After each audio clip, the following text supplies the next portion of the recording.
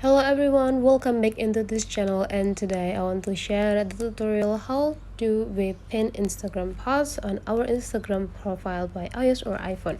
So first thing we have to do is just open the Instagram application, and after that we just need to go into our profile by clicking this site.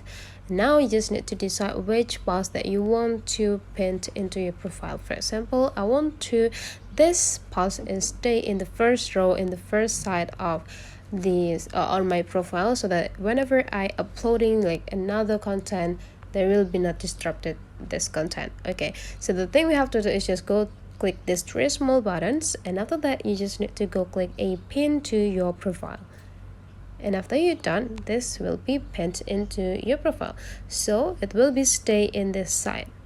So whenever you uploading the another content, they will not gonna place in this position, but they will be go with in the second positions. That's all the way how to pin your content on your profile. So if you find that this tutorial is guide you so well, don't forget to leave some comment, like, and subscribe into this channel.